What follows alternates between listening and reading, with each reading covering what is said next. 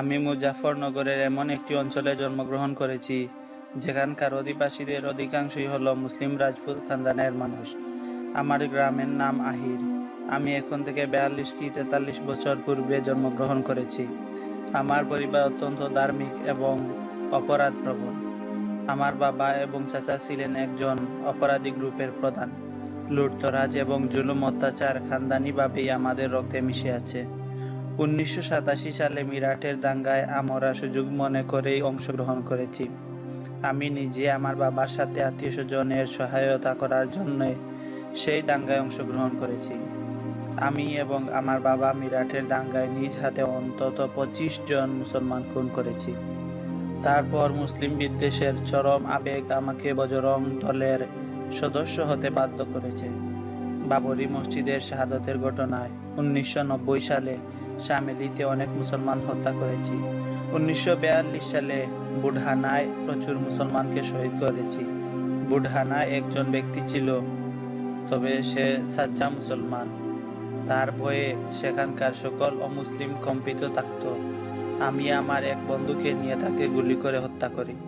মূলত মুসলমানদের প্রতি রক্তে মিশে যাওয়া এই বিদ্বেষই আমাকে এমন একটি বর্বর ঘটনার জন্ম দিতে বাধ্য করেছে। হয়তো বা আকাশের নিচে এবং মাটির উপরে ইতিপূর্বে এমন কোনো ঘটনা ঘটেনি। বর্বরতার এমন কাহিনী হয়তো কোনো মানুষ এর আগে শুনেনি, কল্পনাও করেনি। কুরআন শরীফের 30 পারায় বুরুজ নামক একটি সূরা আছে। সেই সূরায় অগ্নিকাণ্ডের অধিপতিদের গল্প বলা হয়েছে। সেখানে বলা হয়েছে অগ্নিকাণ্ডের অধিপতিরা ধ্বংস হয়েছে। আমার মনে হয় এই সূরাটি আমার সম্পর্কে অবতীর্ণ হয়েছে। সেখানে বলা হয়েছে কুতিলা আসহাবুল উখদুদিন নারি যাতিল ওয়াকুদ ইয হুম আলাইহা কুউদ। অর্থাৎ অভিশপ্ত হয়েছে গর্তওয়ালারা, অনেক ইন্ধনের অগ্নিসংযোগকারীরা, যখন তারা তার কিনারায় বসেছিল। আমার ইসলাম গ্রহণের ঘটনাটি যে কোনো নিরাশ ব্যক্তির মনেও আশার বাতি জ্বালিয়ে দিতে পারে। সেই কৃপাময় দয়ালু খোদা যখন আমার প্রতি এই করুণার আচরণ করেছেন, তখন তার প্রতি পৃথিবীর আর কারো নিরাশ হবার কিছু নেই। আমার একজন ভাই ছিল, চরম জালেম এবং অপরাধী হওয়ার পরও আমাদের পরস্পর ভালোবাসা ছিল গভীর।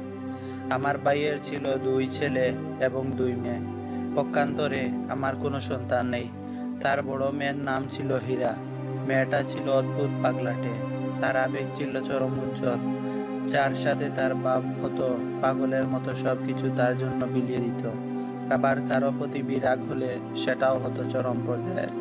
মাঝে মধ্যে আমাদের মনে হতো একে কোনো জিন পরি পেয়েছে। কয়েকবার কবিরাজও দেখানো হয়েছে, কিন্তু তার অবস্থার কোনো পরিবর্তন হয়নি। 8ম শ্রেণী পর্যন্ত স্কুলে লেখাপড়া করেছে, বড় হয়ে গিয়েছিল। এর জন্য তাকে ঘরের কাজ কামে লাগিয়ে দেওয়া হলো। অথচ পড়াশোনার প্রতি তার আবেগ ছিল অতিশয়। পরে সে পরিবারের লোকদের অমত উপেক্ষা করে হাই স্কুলের ফর্ম পূরণ করে বসে। আর 3 মানুষের খেতে মজুরি করে, ফিস জোগাড় করে এবং বইপত্র কিনে হাই স্কুলে ভর্তি হওয়ার পর কোনো পড়া বুঝে না। আসলে সে আমাদের পাশের বাড়ির ব্রাহ্মণ ঘরের এক মেয়ের কাছে চলে যেত। সেই ঘরে একটি ছেলে ছিল। ছেলেটি ডাকু ধরনের। জানি না কিভাবে সেই ছেলে আমার ভাতিজি হীরাকে পটিয়ে ফেলে। তারপর তাকে নিয়ে বরুতের কাছে একটি বনে পালিয়ে যায়। মূলত সেখানে তাদের একটি গ্রুপ বসবাস করত। আমার ভাতিজি আবেগে তার সাথে পালিয়ে গেল। সেখানে যাওয়ার পর তার মা বাবার কথা মনে পড়ে তার মান সম্মানের কথা। তাছাড়া নিজের ভুল বুঝতে পেরে সে নীরবে কাঁদতে থাকে। এই গ্রুপে ইদ্রিসপুরের একজন মুসলমান ছেলে ছিল। একদিন সে আমার ভাতিজি হীরাকে কাঁদতে দেখে জিজ্ঞেস করে, তুমি কাঁদছো কেন? আমার ভাতিজি বলে, কম বয়সের কারণে আমি না বুঝেই এর সাথে চলে এসেছি, কিন্তু এখন আমি আমার ইজ্জতের ভয় করছি। তাছাড়া আমার মা বাবার কথাও মনে পড়েছে। একথা শোনার পর মুসলমান ছেলেটির মনে মায়া লাগে। সে তখন আমার ভাতিজিকে বলে, আমি একজন মুসলমান কখনো অঙ্গীকার ভঙ্গ করে না। আজ থেকে তুমি আমার বোন। আমি তোমার ইজ্জত রক্ষা করব এবং যে কোনো মূল্যই হোক নিরাপদে তোমাকে এই বন থেকে ঘরে পৌঁছে দেওয়ার চেষ্টা করব। তারপর সে তার বন্ধুদের বলে, এই মেয়েটিকে তো খুব সাহসী মনে হচ্ছে।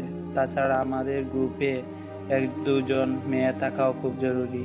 মাঝে মধ্যেই আমাদের মেয়ে সদস্যের প্রয়োজন পড়ে। আমার মনে হয় সে যখনই আমাদের সাথে থাকবেই তখন ছেলেদের কাপড় পরে থাকলেই ভালো হয়। তার এই প্রস্তাব অন্য বন্ধুরা পছন্দ করে। তখন হীরাকে ছেলেদের কাপড় পরিয়ে পুরুষ বানিয়ে ফেলা হয়। তারপর হীরা এই গ্রুপের সাথে চলতে থাকে। সে লক্ষ্য করে 10-12 জন ছেলের মধ্যে মুসলমান ছেলেটি সম্পূর্ণ আলাদা। তার কথাবার্তা পরিষ্কার। যখন মত দেয় তখন তার কথায় বুদ্ধিমত্তা জেগে ওঠে। আবার যখন লুট করা সম্পদ বন্টন করে তখন গরিব দুঃখীদের জন্য একটা অংশ দেয়।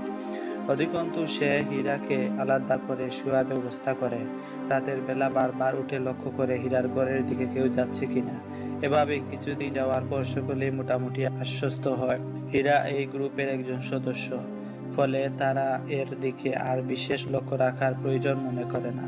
এবার সেই ছেলেটি হীরাকে একদিন কোনো এক বাহানায় বরুদ পাঠিয়ে দিল এবং বলে দিল, বরুদ যাওয়ার পর সুজা ইদ্রিসপুর আমাদের বাড়িতে চলে যাবে। সেখানে গিয়ে আমার ছোট ভাইকে পুরো কাহিনী শোনাবে আর বলবে তোমাকে তোমার ভাই ডেকেছে। এও বলে দিবে সে যেন এখানে এসে আমাদের এই গ্রুপকে এই মর্মে সংবাদ দেয়, বরুদের লোকেরা মেয়েটিকে সন্দেহ করে পুলিশের হাতে তুলে দিয়েছে। হীরা তার কথা মতো তাই করলো। তারপর তার ছোট ভাই গ্রুপের কাছে গিয়ে হীরার শেখানো জবানবন্দি পেশ করে।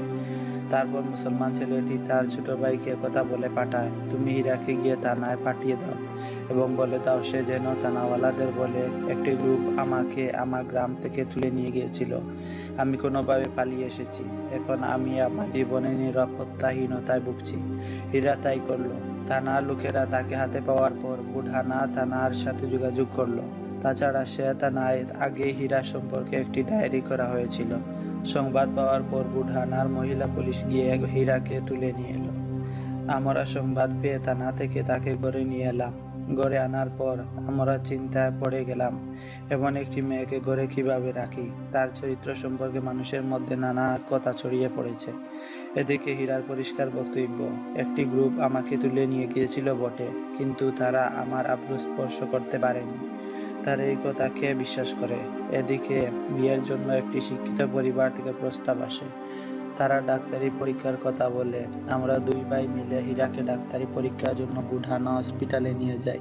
আমাদের সিদ্ধান্ত ছিল যদি তার আব্রু নিরাপদ থাকে তাহলে ঘরে ফিরে নিয়ে আনবো, অন্যথায় মেরে বুঢানা নদীতে ভাসিয়ে দেব। আল্লাহ তাআলার অনুগ্রহ, ডাক্তার রিপোর্ট দিল এর আব্রু সম্পূর্ণরূপে সংরক্ষিত আছে। আমরা আনন্দ চিত্তে তাকে বাড়ি নিয়ে এলাম, কিন্তু সমস্যা দেখা দিল এই, সে কথায় কথায় মুসলমানদের কথা তুলত। বারবার একজন মুসলমান ছেলের সততার কারণে তার চরিত্র রক্ষার বিষয়টি আলোচনা করত। আমরা লক্ষ্য করলাম মুসলমানদের বাড়িতে তার আসা যাওয়া বেড়ে গেছে। একজন মুসলমান মেয়ে তাকে একটি বই দিয়েছে। বইটির নাম ছিল দুজক কা খটকা और জান্নাত কি পুঞ্জি। মুসলমানদের গ্রন্থ আমাদের করে দেখে আমার মাথায় রক্ত উঠে গেল। আমি তাকে সাবধান করলাম এবং খুব মারধর করলাম। হুঁশিয়ার করে দিয়ে বললাম, যদি ভবিষ্যতে এই ধরনের কোনো বই তোমার হাতে দেখি তাহলে কেটে টুকরো টুকরো করে নদীতে ভাসিয়ে দেব। বাস্তব সত্য হলো ইসলাম তখন তার অন্তরে স্থায়ী বাসা বেঁধে ফেলেছে। ইসলামের আলো তার অন্ধকার তাকে আলোকিত করে ফেলেছে। আমার মারধরের পর সে মাদ্রাসার একজন মুসলমান মেয়ের সাথে গিয়ে একজন মাওলানা সাহেবের হাতে ইসলাম গ্রহণ করে ফেলে। গোপনে গোপনে নামাজ পড়তে শুরু করে। তারপর সে শিরিকের অন্ধকার নিবাসে অবস্থান করাটা বোঝা মনে করে। অনেকটা উদাস প্রকৃতির হয়ে পড়ে। সর্বদা যে মেয়েটি হাসি খুশি থাকতো তার এই রূপান্তর আমাদেরকেও কিছুটা বিস্মিত করে। তারপর জানি না সে কিভাবে কি প্রোগ্রাম করলো, ঘর থেকে বেরিয়ে গেল। এক মাওলানা সাহেবের স্ত্রীর সাথে ফুলাদ চলে গেল। হযরত মাওলানা তাকে সতর্কতা স্বরূপ তার বোনের কাছে দিল্লিতে পাঠিয়ে দিয়েছিলেন। হীরা সেখানেই থাকতো। সেখানে সে ভালো পরিবেশ পেয়েছিল। মাওলানার বোনকে হীরা রানী ফুফু বলে ডাকতো। তাছাড়া আপনার আম্মা জানো হীরাকে খুব ভালোবাসতেন। রানী ফুফু তাকে অত্যন্ত যত্নের সাথে গড়ে তুলেছিলেন। সম্ভবত 1-1.5 বছর সে দিল্লিতেই ছিল। ফুলাদ এবং দিল্লির পরিবেশ তাকে পাক্কা মুসলমান বানিয়ে তুলেছিল। হীরা তার পরিবারের লোকদেরও খুব ভালোবাসত। বিশেষ করে তার মায়ের সাথে ছিল তার অকৃত্রিম ভালোবাসার সম্পর্ক। তার মা মাঝে মধ্যেই অসুস্থ থাকতো। একবার রাতের বেলা হীরা স্বপ্নে দেখলো তার মা মারা গেছে। ঘুম থেকে ওঠার পর বারবার মায়ের কথা মনে পড়তে লাগলো এবং সে ভাবতে লাগলো, ঈমান ছাড়া যদি আমার মায়ের মৃত্যু হয় তাহলে কি ভয়ানক পরিণতির মুখোমুখি হবে। মায়ের কথা মনে করে সে ফুঁপিয়ে কাঁদতে লাগলো। তার কান্নায় ঘরের সকলে ঘুম থেকে উঠে যায়। তাকে বোঝানোর চেষ্টা করে, সান্ত্বনা দেয়। তাৎক্ষণিকভাবে সে চুপ হয়ে পড়ে, কিন্তু বারবার তার স্বপ্নের কথা মনে হতে থাকে এবং কান্না তার দুই চোখ ভাসিয়ে দিতে থাকে। আপনার আব্বাজানকেও হীরা আব্বুজি ডাকতো। হীরা তার আব্বুজির কাছে বারবার বাড়িতে যাওয়ার অনুমতি চাইতে থাকে, কিন্তু আপনার আব্বাজি তাকে এই বলে বোঝাতে থাকেন, তুমি বাড়িতে গেলে তোমার আত্মীয়স্বজন তোমাকে মেরে ফেলবে। এর চেয়েও ভয়ের কথা, তারা জোর করে হয়তো তোমাকে হিন্দু বানিয়ে ফেলবে। ইমানের আশঙ্কার কথা শোনার পর সে চুপ হয়ে যায়, কিন্তু তার পরিবার ও মায়ের কথা কিছুতেই বলতে পারে না। ঘুরে ফিরে আবার সে বাড়ি ফিরে যাওয়ার অনুমতি চায়। অবশেষে বাধ্য হয়ে আপনার আব্বাজান তাকে বাড়িতে যাওয়ার অনুমতি দেন, সাথেও বলে দেন, তুমি কেবলমাত্র তোমার পরিবারের লোকদেরকে ইসলামের দাওয়াত দেওয়ার জন্যই যাবে। সত্যি যদি তোমার তাদের প্রতি ভালোবাসা থাকে, তাহলে মনে রেখো, এটাই ভালোবাসার সবচেয়ে বড় হক। তুমি তাদেরকে জাহান্নাম থেকে বাঁচার কথা ভাববে, সেজন্য চেষ্টা করবে। হীরা বলছিল, আমার পরিবারের লোকেরা ইসলামের নাম শুনতেও প্রস্তুত নয়। ইসলামের নাম শুনলেই তারা খেপে যাবে, তারা কখনো মুসলমান হবে না। বাড়ি ফিরে যাওয়ার পর হীরা বলছিল, হযরত মাওলানা বলেছেন, আল্লাহ তাআলা যখন তোমার পরিবারের লোকদের অন্তরকে ইসলামের জন্য উন্মোচিত করে দিবেন, তখন তারা এখন যেমন ইসলামকে ঘৃণা করে, ঠিক তেমনি কুফর ও শিরিককে ঘৃণা করবে। কুফর এবং শিরিকের নাম শোনা মাত্রই প্রকুঞ্চিত করবে। এখন যেমন শিরিকের প্রতি তোমার ঘৃণা, একসময় ইসলামের প্রতিও তোমার এমনই ঘৃণা ছিল। তুমি আমার সাথে অঙ্গীকার করো এবং আল্লাহ তাআলার কাছে দোয়া করো। বাড়িতে গিয়ে তুমি তোমার মা এবং পরিবারের লোকদেরকে জাহান্নাম থেকে বাঁচাবার চেষ্টা করবে। এতে যদি তোমাকে কোনো কষ্টের শিকার হতে হয়, তাহলে সেটা হবে আমাদের নবী হযরত মুহাম্মদ সাল্লাল্লাহু আলাইহি ওয়াসাল্লামের সুন্নত অনুসরণ করার ফসল। যদি তোমার পরিবারের লোকেরা এই কারণে তোমাকে হত্যা করে ফেলে, তাহলে তুমি শহীদ হবে। শাহাদাত হলো বেহেশতের সংক্ষিপ্ত রাস্তা।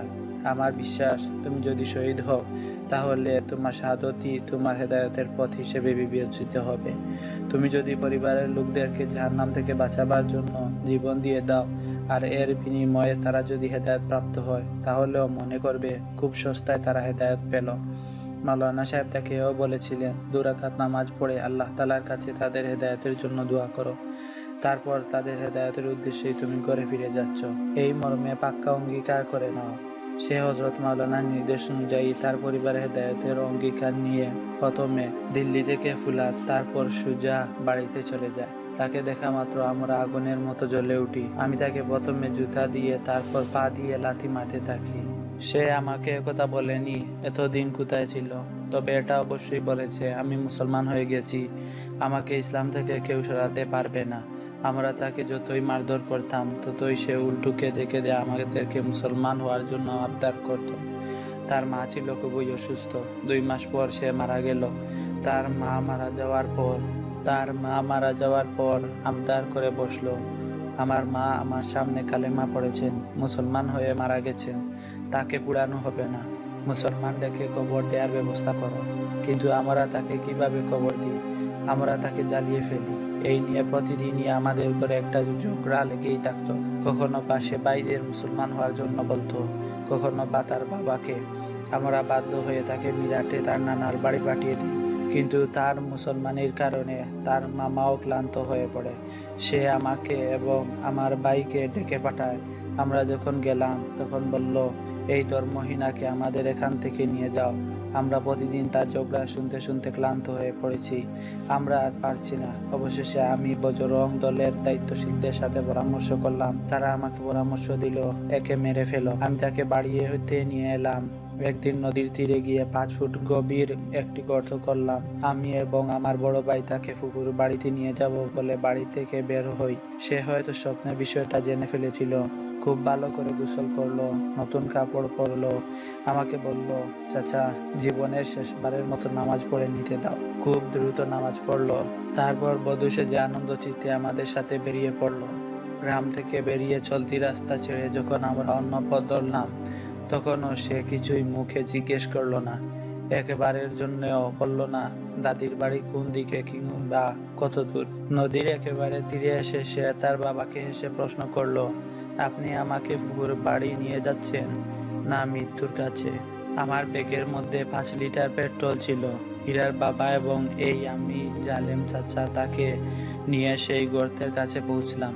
গর্তটি একদিন আগে এ উদ্দেশ্যেই খনন করেছিলাম। এই হিংস্র চাচা ফুলের মতো মেয়েটিকে ধাক্কা দিয়ে গর্তে ফেলে দিলাম। বললাম, বল, কে তোকে নরকের আগুন থেকে রক্ষা করবে? নে, তুই নিজে এবার নরকের স্বাদ বুঝে নে। তাকে গর্তে ফেলে দিয়ে তার উপর পেট্রোল ঢেলে দিলাম। তারপর মেচের কাঠি দিয়ে আগুন জ্বালিয়ে দিলাম। আমার বড় ভাই অশ্রুসজল চোখে দাঁড়িয়ে দাঁড়িয়ে তাকে দেখতে লাগলো। তার নতুন কাপড়ে দাউ দাউ করে আগুনের শিখা জ্বলে উঠল। অগ্নিভরা গর্তের মধ্যে আকাশের দিকে দুটো হাত উঁচু করে চিৎকার করে বলতে লাগলো, আমার আল্লাহ, তুমি আমাকে দেখতে পাচ্ছ তো? আল্লাহ, তুমি আমাকে দেখতে পাচ্ছ না? তুমি আমাকে ভালোবাসো না? তুমি কি তোমার হীরাকে খুব ভালোবাসো? হ্যাঁ আমার আল্লাহ, তুমি গাড়ে হীরাকেও ভালোবাসো, আবার গর্তের ভেতর জ্বলন্ত হীরাকেও ভালোবাসো। তোমার ভালোবাসার পর এই পৃথিবীতে আর কি চাই? এতটুকু বলার পর সে চিৎকার করে বলতে লাগলো, পিতাজি, অবশ্যই মুসলমান হয়ে যেও। চাচা, অবশ্যই মুসলমান হয়ে যেও। আমার তখন রাগ উঠে গেল। আমি আমার ভাইকে হাত ধরে টেনে নিয়ে এলাম। আমার ভাই তখন আমাকে শুধু এটুকুই বলল, আর একবার তাকে বুঝিয়ে দেখতে। আমার রাগ তখন চরমে। আমরা যখন সেখান থেকে ফিরে আসছি তখন গর্তের ভেতর থেকে উচ্চ সুরে ভেসে আসছিল, লা ইলাহা ইল্লাল্লাহ। আমরা আমাদের কর্তব্য সম্পাদন করেছি ভেবে সেখান থেকে চলে এলাম ঠিক, কিন্তু এই শহীদ বালিকার ভালোবাসাপূর্ণ এবং দরদমাখা শেষ বাক্যটি আমার মতো খুনি, হিংস্র এবং পাথর দিল ব্যক্তিকেও কম্পিত করলো। আমার ভাই বাড়িতে এসে অসুস্থ হয়ে পড়ল। তার অন্তরে যন্ত্রণাটা স্থায়ী হয়ে বসে গিয়েছিল। এই অসুস্থতাই তার জীবনের শেষ অসুখ হলো।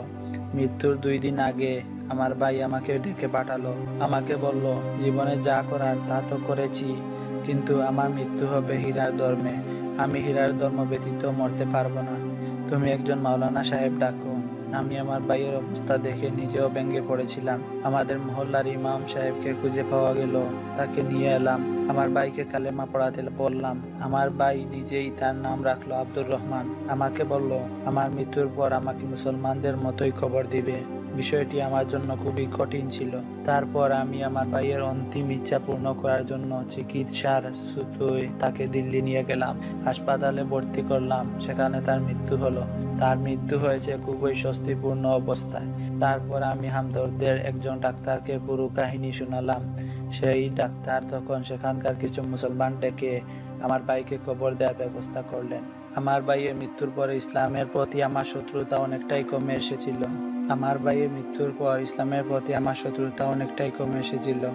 তারপর আমার ভাই মুসলমান হয়ে মারা গেছে। এটা ছিল আমার জন্য একটা কষ্টের বিষয়। আমার ভাই যখন মুসলমান হয়ে মারা গেল তখন আমার আর সন্দেহ রইল না, আমার বাবিও মুসলমান হয়ে মারা গিয়েছিল। আমার তখন মনে হলো কোনো মুসলমান আমার পরিবারের উপর জাদু করেছে এবং আমাদের অন্তরগুলোকে বেঁধে ফেলেছে। একজন একজন করে এভাবে নিজের ধর্ম ছেড়ে চলে যাচ্ছে।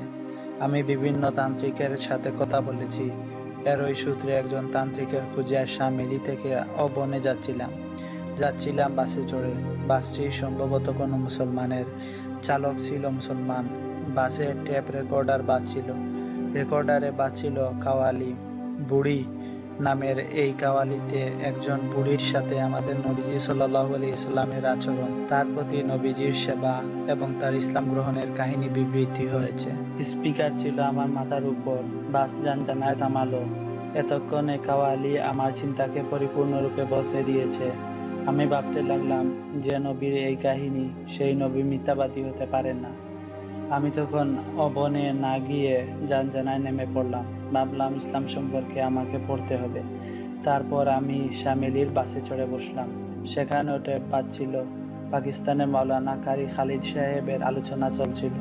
তার আলোচনার বিষয় ছিল মৃত্যু এবং মৃত্যুর পরবর্তী অবস্থা। আমি বাসে চড়েছিলাম শামিলি যাব বলে, কিন্তু শামিলি পৌঁছার পরও আলোচনা শেষ হয়নি। শামিলি স্টেশনে এসে ড্রাইভার ট্যাপ বন্ধ করে দিল। এদিকে পুরো আলোচনাটি শোনার জন্য আমার মন অস্থির হয়ে পড়েছে। বাসটি যাবে মুজাফরনগর। আমি শুধুমাত্র আলোচনাটি শোনার জন্য মুজাফরনগরের টিকিট কাটলাম। বাগড়ায় গিয়ে আলোচনাটি শেষ হলো। এই আলোচনা ইসলামের প্রতি আমার দূরত্ব অনেকটা কমিয়ে দিল। আমি বুঢানা রোডে নেমে পড়লাম। বাড়িতে যাওয়ার জন্য বুঢানায় বাসে উঠলাম। আমার পাশে একজন মাওলানা সাহেব বসলেন। আমি তাকে বললাম, আমি ইসলাম সম্পর্কে জানতে চাই, এ বিষয়ে আমাকে একটু সাহায্য করুন। তিনি আমাকে বললেন, আপনি ফুলাত চলে যান, মাওলানা কারিম সিদ্দিকীর সাথে দেখা করুন। আমাদের এই অঞ্চলে তার চাইতে বেশি উপযুক্ত ব্যক্তি আর কাউকে পাবেন না। আমি ফুলাতের ঠিকানা নিলাম, বাড়িতে না গিয়ে সোজা ফুলাত চলে গেলাম। মাওলানা তখন ফুলাতে ছিলেন না। পরদিন সকালবেলা আসার কথা। রাতে এক মাস্টার সাহেব আমাকে মাওলানার লেখা আপকে আমানত পুস্তিকাটি দিলেন।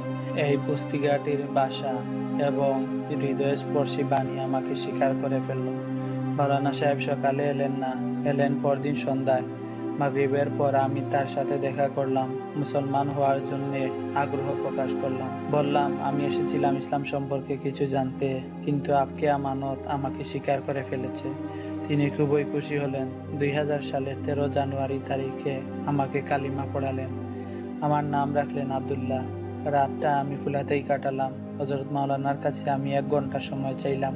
আমি আমার জুলুম, অবিচার ও বর্বরতার ভয়াবহ কাহিনীটি তাকে শোনালাম। হযরত মাওলানা আমার বাতিজি হীরার কাহিনী শুনে দীর্ঘক্ষণ কাঁদলেন। বললেন, হীরা আমাদের এখানেই ছিল, দিল্লিতে আমার বোনের কাছে ছিল। তারপর তিনি আমাকে সান্ত্বনা দিয়ে বললেন, ইসলাম অতীতের সব গুনাহকে নিশ্চিহ্ন করে দেয়। কিন্তু আমি আমার অন্তরের কোনো স্বস্তি পাচ্ছিলাম না। আমি বুঝতে পারছিলাম না এমন বর্বরতাকে কি করে ক্ষমা করা যায়। মাওলানা সাহেব আমাকে বলছিলেন, ইসলাম গ্রহণ করার পর অতীতের সব গুনাহ মাফ হয়ে যায়। তারপর আপনার মনের সান্ত্বনার জন্য যতগুলো মুসলমান হত্যা করেছেন, এখন ততগুলো মুসলমানের জীবন বাঁচাবার চেষ্টা করুন। কুরআন শরীফে আছে, ইন্নাল হাসানাতা ইউযহিবনা সাইয়্যাত, নিশ্চয় কল্যাণ অকল্যাণকে নির্মূল করে দেয়। আমি আমার মনের সান্ত্বনার জন্য এবং আমার অবিচারী অতীতকে মুক্তি দেওয়ার জন্য সদা চেষ্টা করি। যেখানেই কোনো ঘটনায় কিংবা অসুখ বিসুখে কোনো মুসলমানকে মরতে দেখি, আমি জীবন দিয়ে তাকে বাঁচাবার চেষ্টা করি, যদিও আমি জানি মৃত্যুর হাত থেকে কেউ কাউকে বাঁচাতে পারে না। গুজরাটে দাঙ্গা হলো। আমি এই দাঙ্গাকে আমার জীবনে এক বিরাট সুযোগ মনে করলাম। আমার আল্লাহ আমার প্রতি অনুগ্রহ করলেন। আমি সেখানে হিন্দু রূপে উপস্থিত ছিলাম। তারপর অনেক মুসলমানকে নিরাপদ জায়গায় পৌঁছে দিলাম। কখনো বা যেখানে মুসলমানদের উপর হামলার সিদ্ধান্ত হয়েছে, আমি আগেই তাদেরকে সতর্ক করে দিয়েছি। আমি প্রথমে হিন্দুদের সাথে পরামর্শে শরিক হতাম, তারপর তাদের মতলবের কথা মুসলমানদের এলাকায় গিয়ে জানিয়ে দিতাম। আল্লাহ তাআলা আমাকে দিয়ে একবার এমন একটি কাজ করিয়েছেন, যে কাজটির কথা মনে হলে অন্তরে কিছুটা স্বস্তি অনুভব করি। আপনি শুনে থাকবেন, ভাওনগরে একটি মাদ্রাসায় 400 ছাত্রকে পুড়িয়ে ফেলার সিদ্ধান্ত হয়েছিল। আমি প্রথমেই সেখানকার থানা ইনচার্জ শর্মাকে বিষয়টি জানিয়ে দিই, তাকে প্রস্তুত করি। তারপর হিংস্র হামলাকারীরা আসার 10 মিনিট আগে পেছনের দেয়াল ভেঙে সেই 400 নিষ্পাপ শিশুকে বেরিয়ে যাওয়ার পথ করে দিই। দাঙ্গার সময় আমি 3 মাস গুজরাটে কাটাই। তারপর আমার অতীতের জুলুম অত্যাচারের পরিমাণ এত বেশি, এই সামান্য সেবা তার তুলনায় কিছুই নয়। একবার মাওলানা সাহেব আমাকে সান্ত্বনা দিতে গিয়ে বলেছিলেন, আল্লাহ তাআলা যখন নিজেই আপনাকে হেদায়েত দান করেছেন, তখন তিনি আপনাকে ক্ষমাও করে দিতে পারেন। তার রহমতের জন্য এটা কঠিন নয়। আল্লাহর রহমতের কথা ভেবে মনে কিছুটা সান্ত্বনা অনুভব করি। ইসলামকে জানার জন্য মাওলানা আমাকে জামাতে যাওয়ার পরামর্শ দিয়েছেন। আমি 2 মাস সময় চেয়েছি। গ্রামের জায়গা জমি অল্প দামে বিক্রি করে দিয়েছি। দিল্লিতে বাড়ি কিনেছি। আমার স্ত্রী এবং 2 ভাতিজিকে প্রস্তুত করেছি। তারাও ফুলাতে এসে কালেমা পড়েছে। এতে আমার 2 মাসের জায়গায় 1 বছর সময় লেগে গেছে। তারপর আমি জামাতে গেছি, কিন্তু সর্বদাই আমার অন্তরে এই অস্থিরতা ঘুরপাক খেতে থাকে। আমি এতগুলো মুসলমান খুন করেছি, ফুলের মতো ভাতিজিকে এভাবে খুন করলাম, আমার মাফ হবে কিভাবে? মাওলানা সাহেব আমাকে কুরআন শরীফ পড়তে বলেছেন, বিশেষ করে বারবার সূরা বুরুজ পাঠ করতে বলেছেন।